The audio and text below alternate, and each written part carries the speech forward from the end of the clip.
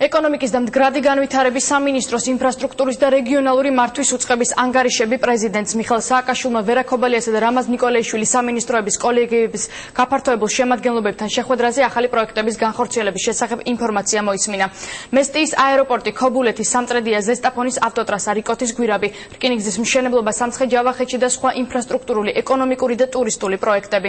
როგორ მიმდინარეობს გეგმების განხორციელება და რა დავალებები მისცა პრეზიდენტმა მინისტრებს, ნახეთ ჩვენი რეპორტაჟი.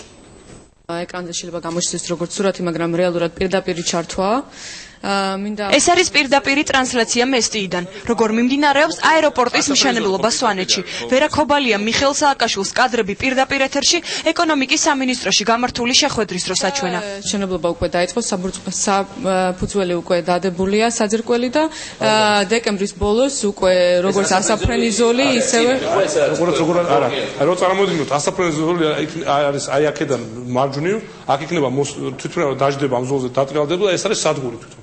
ხო, საფუძველი ესე ჩასხმულია, ამიტომი არა შეგუშლის ხესიმ. არა, ამიტომი არ უნდა შეგუშავნოთ. კილომეტრი და 200 გვაქვს დასაგები გზა. კიდე რამდენი 20%-ია ხო დაგეღო? კი, ცოტა მეტი. არა არის პრობლემა. თავარი საფუძველი 100% გამზადებული ყავს. პრეზიდენტი ამბობს, რომ ეს იქნება პირველი ნაბიჯი ტურიზმის განვითარებისთვის. ახლა მთავარია ავიაკომპანიებს სტიმული მიეცეს, რომ მესტიის მიმართულებით დღეში რამდენჯერმე იფრინონ. გიორგი, ჩვენ თვითმფრინავებს დავიწყეთ ხო მუშაობა, რომ კერძო კომპანიებს შემოუყვანიოთ და სტიმული მიცეთ, რომ იფრინონ მესტიაში დღეში 2-ჯერ, 3-ჯერ უკვე ამ ზამთრის სეზონიდან დამთავრებით. წელს თუ გაიხსნება სეზონი, ეს რეალურად მესტიაში ჩვენ გაგვიჩენს სერიოზულ დეფიციტს დასასაქმებელი ხალხის. იმიტომ რეალურად პირველი ტრასა წელს მომავალს უკვე ადიშის ხეობაში ჭრით როდის ჭრით გზას ადიშისკენ და უშგულისკენ. უშგულში დავიწყებთ ჩვენ საერთოდ მაისში. მაისში რო წავალთ უშგულისკენ, გავდივართ კიდე ერთ დიდ ხეობას, რომელშიც არის ბევრად მეტი სათხილამურო პოტენციალი, ის მარტო ის მეორე ხეობა არის 4-5 გუდაურის ტოლე. და ეს გზა უკვე დავასრულეთ მესტიიდან აწვალამდე გზა დასრულებული 8 კილომეტრი ბეტონის გზა თავდაბოლომდე დასრულებულია. თვაჩოს ეხა ნახეთ BBC-ზე იყო სიუჟეტი და ის ამბობდნენ ვიღაც გერმანელი რომ ბევრად ჯობია ალპებს და ნამდვილად ჯობია ეს კითხე ჟურნალისტკაც მე ვარ ალპებიდან მე გეუბნებით რომ ბევრად ჯობია. ტურიზმის განვითარება დასაქმებაზე პირდაპირ აისახება. ეკონომიკის მინისტრმა შეხვედრაზე პრეზიდენტს სამუშაო ადგილების შექმნის ფორმულა წარუდგინა. საერთაშორისო სტატისტიკის მიხედვით შეგვიძლია ვთქვათ, რომ 200 ახალი ტურისტი ქვეყანაში ნიშნავს ერთ ახალ სამუშაო ადგილს. თქვენ შეგიძლიათ დაითვალოთ, რამდენი სამუშაო ახალი ადგილი შეიძლება შეიქმნას საქართველოში თუ 3 მილიონი ტურისტი ჩამოვა. ახალი დამატებით ტურისტები საქართველოში. ჩვენ შეგვიძლია მივიყვანოთ გზას სასტუმრო სადგომად, მივიყვანოთ დენი, მივიყვანოთ გაზი, ამას ყველაფერს ვაკეთებთ. შევქრათ კარგი საგაზაფხულო კლიმატი. ქობულეთში ეხა 45 განაცხადია შემოტანის სასტუმრო მშენებლობას. თავისუფალი ტურისტული ზონა რო გამოაცხადა 45 განაცხადი. და ესე იგი უკვე რამდენიმე ათეული სასტუმრო მშენებლობა დაიწყება უახლოეს კვირეებში. ესე იგი შევქრათ პირობები იმისაც რომ ეს გაკეთდეს. მაგრამ დანარჩენი ყველაფერი ეს არის აი სასათბურე პირობები შექმნა იმისაც რომ ხალხმა თვითონ იმუშაოს. ბოლო წლებში საქართველოში შემოსულმა ინვესტიციებმა სიღარიბის სტრუქტურა შეცვალა. პრეზიდენტის თქმით 50%-ის ნაცვლად ახლა ამ ფენას მოსახლეობის 19-20% განეკუთვნება. ხალხი უყურებს რომ ჩვენ იქხსნით დიდი ანძების შენებლობას, დიდი ავტობანების შენებლობას, იქ სანაპირო ზოლის მოწყობას, სიგნალის ბოტიფიკაციას, ცხეთის ხელახლა, აღდგენას და პრაქტიკულად ხელახლა მშენებლობას, 1000 გვარ ტურისტულ ობიექტებს და რა თქმა უნდა ხალხს ბუნებრივად უჩნდება კითხვა, მე როცა მშია, რა დროს არის, რა დროს შუშის ხიდია თბილისში, ან რა დროს ოქროს ქვიშის დაყრა არის ბათუმში. ან ეიფელის ჩვენი ეკვივალენტის აშენება არის დღეს საქართველოში. თუ ეს ფული არის, უნდა დაეხარჯოს ისევ ხალხს.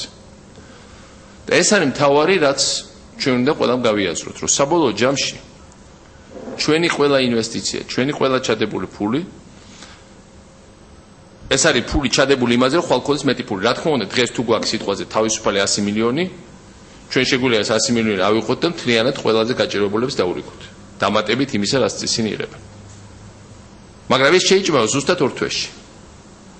და შემდეგ ხვალ საქართველოს დარჩება საერთოდ შემოსავლის გარეშე. საიდან მოდის ჩვენი შემოსავლები? ეს არის ინვესტიციები, ეს არის ინფრასტრუქტურა, ეს არის ტურიზმი, ეს არის რა პროდუქციასაც გამოუშვებთ და ახალი ბიზნესები შეიქმნება და სოფლის მეურნეობაში ან სხვა დარგში და ეს გაიყიდება ბაზარზე და აქედან შემოსული შემოსავლები. მე აქედან იხდება გადასახადები, მე ეს გადასახადი შედის ბიუჯეტში და მე იქნა ვაზრობთ ფულს გაჭირვებულს, სოციალურად დაუცველს, ავანტყოფს, ვისაც არ აქვს კურალობის ფული ბავშვებს ვაძლევთ კომპიუტერებს და ვაუშენებს სკოლებს, ვაშენებს სხვადასხვა სოციალურ ობიექტებს, მაგრამ შემდეგ რა ფულით შეება ხელახლა უნდა ჩაიდოს იმაში, რომ ჩვენ გქონდეს მეტი ბიზნესი, მეტი შემოსავლები, მეტი გადასახადები შემოვიდეს და შემდეგ მეტის დახმარების საშუალება იყოს დანარჩენი ხალხისადმი. ამიტომ ჩვენ ყოველთვის უნდა გვახსოვდეს, რომ ყველა ჩვენი პროექტი, ყველა ჩვენი გზა, რომელსაც ჩვენ ვაშენებთ, ყველა შემოსული ტურისტი, ყველა ახალი გახსნილი ბიზნესი, სასტუმრო იქნება ეს, იქ წისქვილ კომბინატი, ღვინის ქარხანა, პატარა საწარმო ობიექტი სხვა. ეს ყველაფერი საბოლოო ჯამში ემსახურება იმას, რომ ჯერეთ ის კონკრეტული ადამიანები დასაქმდეს, შემდეგ სახელმწიფო ბიუჯეტში აქედან შევიდეს შემოსავალი და ეს ბიუჯეტის შემოსავლები გადაუნაწილდეს ყველაზე გაჭირებულებს და ერთის მხრივ და მეორის მხრივ დაიხარჯოს განათლებას და შენ ქვეყნის შემდგომ განვითარებას. ამიტომ ჩვენ ყველანი ვართ, მთავრობა არის ძალიან აქტიური, ჩვენ გვჭირდება მთავრობა, რომელიც იქნება ვერცხლისწყალივით. რომელიც იქნება აი როგორც რამაზია და თითოეულ თქვენგანი ვერაც ყველანი ერთ ადგილზე დღეს, მეორე ადგილზე ხვალ, რომელიც თვითონ თავისი მაგალითით მიცემს საშუალებას ხალხს დაინახოს რა პერსპექტივები და როგორ კეთდება საქმე. ამას უნდა აკეთებდეს ყველა ქვეყნის პროპაგანდირებას დაწყებული პრეზიდენტით და პრემიერ-მინისტრით და დამთავრებული თითოეული ჩვენი თანამშრომლით. ნამდვილად ახლა გამოვედი იმასაკიდან, რომ სეზეკუნთები ვათამაშო, მაგრამ მე თვითონაც ჩავხდი გუშინწის ზღვაში და ვიცურავე იმისათვის, რომ ვენახებია, რომ არის პერსპექტივა, იმიტომ რომ ეს გადის საერთაშორისო ამბებში, ისე როგორც ზაფხულში ვიცრიალეთ ზემოთ და წელს საქართველოში მაინც რამდენი ტურისტი შემოდის, დაახლოებით 1.900.000, ხო, ჩვენი პროგნოზი. 2 მილიონი ტურისტი. აჭარაში უკვე არის 900-მდე შემოსული, ეს არის დაახლოებით მილიონამდე დასვენებელია ალბათ წლის ბოლომდე.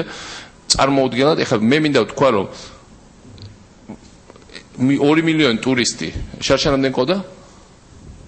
ეს არის 18% ზრდა შარშალდელთან შედარებით. ეს ნიშნავს 38%-ით მეტი პატარა სასტუმრო, აი ხა ვიყავით კახეთში ყვალის ტბაზე, რაც გაიხსნა ობიექტი. ხა ესეთი ის ობიექტი ასაქმებს მარტო რეალურად თავის პროდუქტების შესყიდვით, ყველაფერი ინფრასტრუქტურით რამდენიმე ასეულ ადამიანს.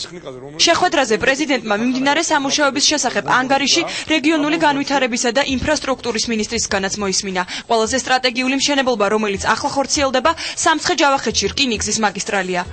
ეს რკინიგზა არის უკვე 9 კილომეტრი გავხსენეთ და განძელები, რომელიც როგორ მედის ახალ ხარსის რკინიგზის მშენებლობა, იმიტომ რომ მოგახსენებს ეს საკმაოდ მნიშვნელოვანი მშენებლობაა. მოდი არ ვიშო, ეს არის ყველაზე დიდი სტრატეგიული მშენებლობა, რომელსაც ჩვენ ვაკეთებთ. ეს არის მშენებლობა, რომელიც ქართულ რკინიგზას უკავშირებს ევროპულ რკინიგზას. რკინიგზას საბოლოო ჯამში მინდა გითხრათ, უნიკალური შენობები აშენდება.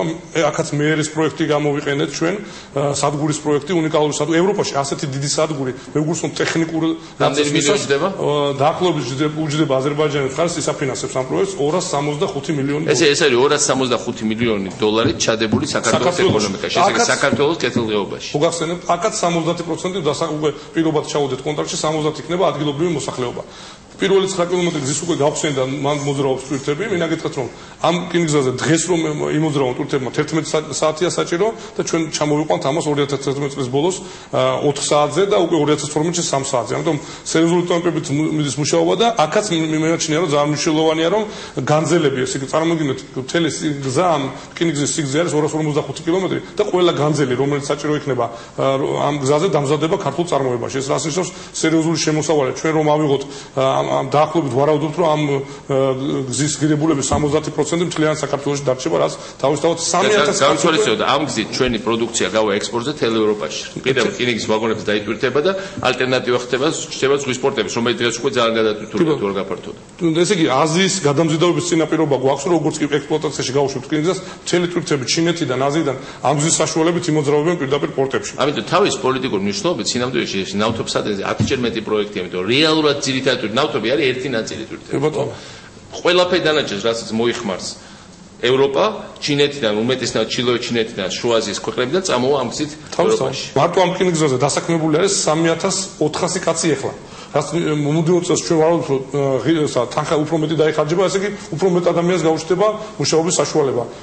ესე იგი ჩვენი გეგმა ყოველ მომდევნო თვეს 9 კილომეტრს გახსოვს. ეს არის highway. წერანო ჩვენი პროგრამა. წალკა, ესე იგი ეს რაც შეყვა თვითონ ამ გზას ჩვენ ვარავთ. აქ ხალხი ცვავს კითხვას 140 კილომეტრამდე როდის ავთ, იმიტომ რომ ხა 100-ია და ესე იგი შეზღუდვა არის ტექნიკური შეზღუდვა, გზის მაქსიმალური მოძრაობა შესაძლებელი იქნება 140 კილომეტრამდე, მას შემდეგ რაც მთლიანად ჩვენ ხო სეგმენტურად ხსნით ამ გზას. ავარიული სიტუაციები რო გადართვებია ხშირად და 140 კილომეტრზე უკვე შესაძლებელი იქნება რომ ავარიული სიტუაციები შექმნას. ამიტომ ფაქტურად მე ამასაც გეტყვით ჭარასულ გზატკეცილს, მანდაც სერიოზული წარმატებები გვაქვს ბატონ პრეზიდენტო, ჩვენ უკვე 5 დღეში ხსნით მომდევნო 15 კილომეტრს მარჯვენა მხარეს ბეტონის გზის, ეს რუისამდე ჩავდივართ. გამომდინარე აქ ხსნით დამატებით ხის, რომელიც საბოლოოში მშენებლობის დასრულების შემდეგ გორის მუნიციპალიტეტს დარჩება და ნიშნავს იმას, რომ უკვე ვარაუდობთ მომდევნო წელს ამ რა ქვია, რუისამდე მთლიანად ჩავართ. ასევე ყველა highways, ყველა სეგმენტი ჩვენ საბოლოოში დავასრულეთ. პრეზიდენტის განცხადებით ქვეყანამ დაწყებული პროექტების განხორციელება ეფექტურად უნდა შეძლოს და ამისთვის მთავრობას ქამრების შემოჭერა დასჭირდება. სწორი კონცეფცია ვერო ჩვენ. რახან ახლა ვაკეთებთ, უნდა გავაკეთოთ ყველაზე საუკეთესო და საშვილიშვილოდ. იმის გამო რომ ჩვენ არა ვარ დიდარი ქვეყანა, არ უნდა ვიყოთ მოჩანჩალი და მოდი შუა საშუალოდ გავაკეთოთ, არ გვინდა ეხა ძალიან ყუდაბზიკობად, უნდა გავაკეთოთ ყველაზე მაგარი. იმიტომ თუ გავაკეთეთ საშუალოს დაბალი, აი ყუს ნაბიჯებით ამოვიქაჩებით. თუ ჩვენ გვინდა ნახტომი გავაკეთოთ, უნდა ეხა გავიჭიროთ, შემოვიჭიროთ ქამრე, მათ შორის სახელმწიფო აპარატმა ყველაფერი ჩავდოთ ამ უმაღლეს ხარისხის კეთებაში და მერე თლიანად საზოგადოება წავიდეს იმითი. გზა ანაკლიისკენ და უშგულის განვითარება. პრეზიდენტი ამბობს, რომ თითოეული ახალი პროექტის ან თუნდაც სასტუმროს აშენება ახალ სამუშაო ადგილებს ქმნის. სააკაშვილი მთელ მთავრობას მოუწოდებს, რომ ამ პროცესში აქტიურად ჩაერთონ. საკუთარი შვილები ყავს ეს პროექტები და ვზდი მესტია, სიღნაღი, ქუთაისი, ანაკლია და ასე შემდეგ. ზოგი უკვე გადავიყვანე მე-6 მე-7 კლასში, ზოგი პირველ კლასში, მაგრამ ყველამ ეს უნდა ვიშვილოთ თითო პატარა პროექტი და ვზარდოთ. პრეზიდენტი ამბობს, რომ ქვეყნის განვითარებისთვის მთელი მთავრობა მუდმივად ფორმაში უნდა იყოს. ჩვენ გავაგზავნოთ მუშაობა ამ მიმართულებით და მე მიხარია, რომ კოლექტივები აეწყო ყველა სამინისტროში, რომელსაც ყოველ შემთხვევაში ხედვა მაინც აქვს, თუმცა ვიყოთ სულ მუდმივად დისციპლინის, მუდმივად უნდა ვიყოთ ფორმაში. პატარა მოშვება და ყველაფერი ისევ დაჟანგდება და ჩამოიშლება.